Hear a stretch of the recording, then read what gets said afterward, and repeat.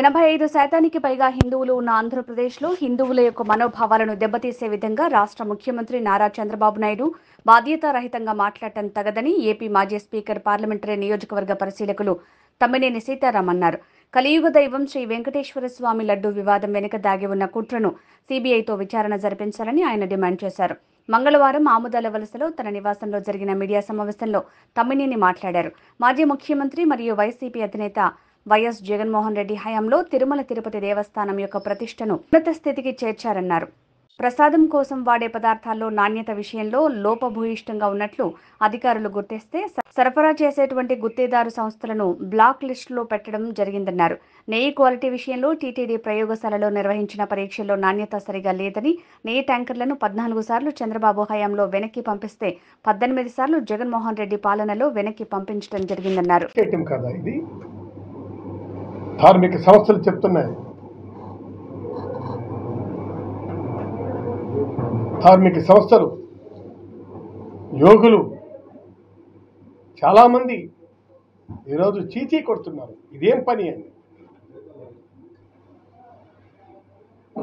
దీన్ని ఎంతో భద్రతగా చేయాల్సినటువంటి పని ఈ విధమైనటువంటి న్యూసెన్స్ కార్యక్రమం చేసుకొని మన దేవుడి తాలూకా వాల్యూస్ మనమే డౌన్ఫాల్ చేసుకోవడం కాదా? ఇది డౌన్ఫాల్ చేసుకోవడం కాదంటారా?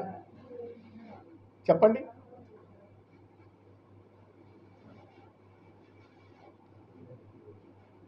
ఇతర పదార్థాలు కలిసాయని మీరు చెప్తున్నారు.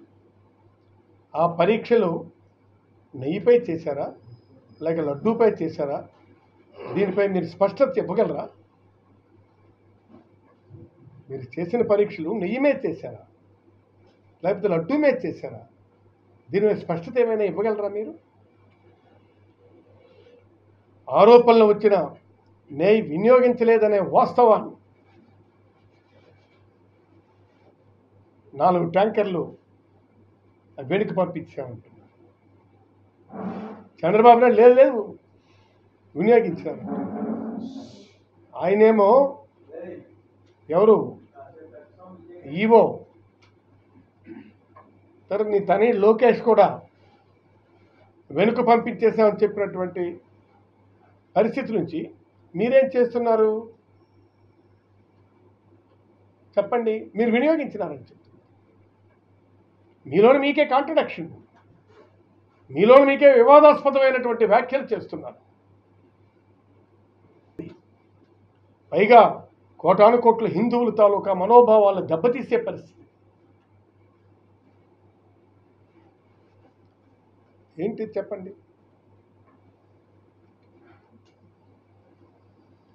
విధానాలు కొన్నేళ్లుగా పాటిస్తున్న విషయం మనందరికీ తెలుసు. ప్రతి ట్యాంకర్కి 3 శాంపిల్స్ తీస్తారు. ఒకటి కాదు, 3 శాంపిల్స్ తీస్తారు. ఆ 3 శాంపిల్స్ పాస్ అయితేనే ట్యాంకర్ కింద నుంచి పైకి వస్తుంది.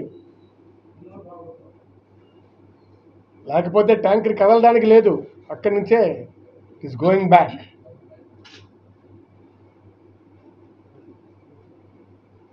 రెండు 2014-19 మధ్య చంద్రబాబు పాలనలో దాదాపు 15 సార్లు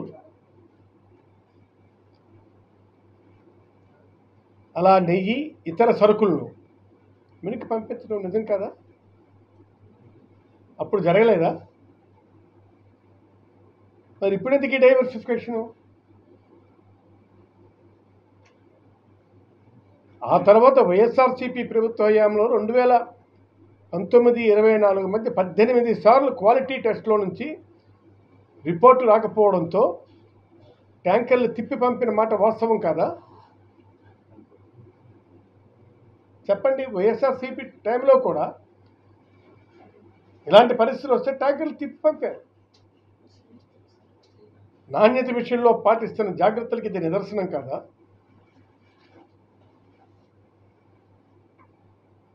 ఈ గొప్ప పద్ధతులు మన టీటీడీ పాటిస్తోంది ప్రపంచానికి చెప్పే బదులు తిరుమల విశిష్టతను, మన వెంకటేశ్వర స్వామి తాలూకా ప్రాధాన్యతను అప్రతిష్ట పాలు చేయడానికి తప్ప దేనికి చెప్పండి. ఎంత కొన్ని వేలు లక్షలాది మంది భక్తులు కోట్లాది మంది భక్తులు, కోటాను కోట్ల భక్తులు, ఈనాడు దేశ విదేశాల్లో ఉన్నటువంటి భక్తులు దీని మీదను విని ఆశ్చర్యపోతున్నారు. ఏంటి సార్ ఎన్నాలని లేదు ఇప్పుడేంటారు? అదే చంద్రబాబు డైవర్సిఫికేషన్ పాలిటిక్స్.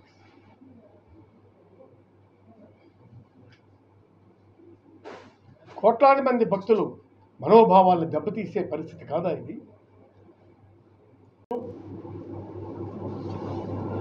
నువ్వు యానిమల్ ఫ్యాట్ ఉందని చెప్తాను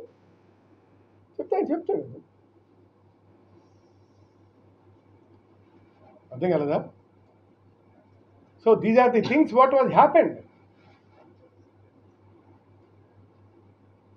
ఇది మనం గమనించాల్సినటువంటి అవసరం ఉంది.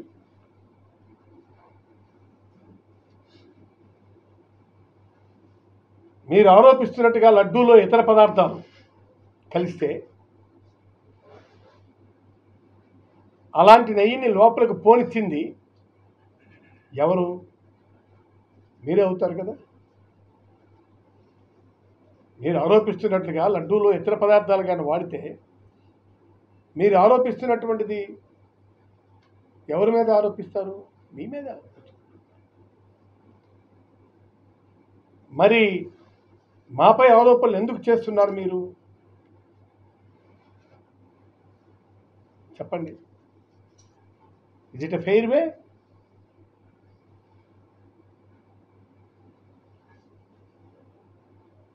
తమ పరీక్షలో ఖచ్చితత్వం లేదని, లోపించే అవకాశాలు లేకపోలేదని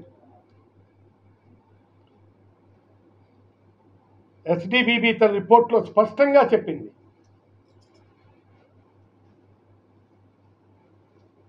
పోషకాహారం లోపం ఉన్న ఆవులు నుంచి వచ్చే పాలతో తయారు చేసే నెయ్యి, అంటే గ్రామాల్లో మన అనేక పశువులను మనం చూస్తాం, అవి చాలా తింటాయి, ఆ తినొచ్చి పాలిస్తాయి. ఆ విధంగా ఆవుల నుంచి వచ్చే పాలతో తయారు చేసే నెయ్యి వల్ల, అలాగే ఆవాలు, అవిసెలు, పామాయిల్ లాంటి వెజిటబుల్ ఆయిల్స్ వ్యర్థాల ఆహారంగా ఇచ్చే ఆవుల నుంచి వచ్చే పాలతో తయారు చేసినటువంటి నెయ్యి. మీరు అధికారంలోకి వచ్చిన తర్వాత ఎప్పుడు వచ్చారు? మీరు జూన్ 12 వచ్చారు. శాంపిల్స్ తీసుకున్నది ఎప్పుడు? జూలై 12. అంతేనా? అంతే కదా. July 12.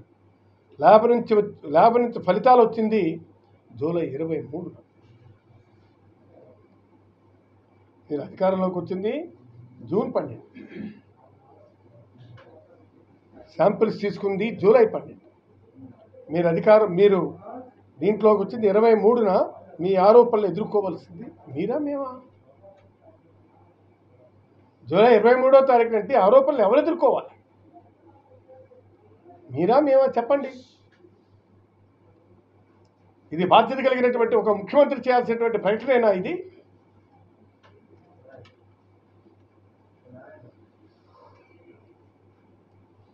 July 23 sample vegetable fat ఉన్నట్టుగా ల్యాబ్ గుర్తించిందని టీటీడీ ఈవో చెప్పాడు. ఇందులో వెజిటబుల్ ఫ్యాట్ ఉంది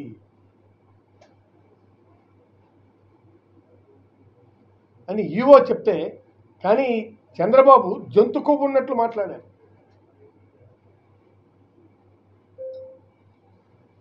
ఎక్కడి పరిస్థితి? ఈవో ఒక స్టేట్మెంటు, మీరొక స్టేట్మెంటు, నీ కొడుకు ఒక స్టేట్మెంటు, మరొక స్టేట్మెంటు, ఇంకొక స్టేట్మెంటు. ఏంటిదంతాను? గందరగోళం చేసి మీరు out of woods you would like to get benefit. అంతే కదా. మీ అధికారికి చంద్రబాబు మాటలకి తేడా ఎందుకు వచ్చింది చెప్పాలని పరిస్థితుంది కదా. అసలు రిపోర్టు 23న వస్తే 2 నెలల పాటు ఎందుకు మౌనంగా ఉండాల్సి వచ్చింది? మీరు అప్పుడే ఏం చేశారు?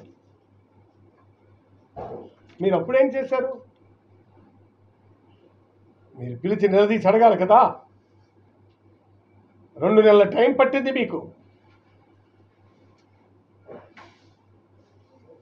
ఈలోపు ఈవోని పిలిపించి నువ్వు ఎలా చెప్తావు ఇది?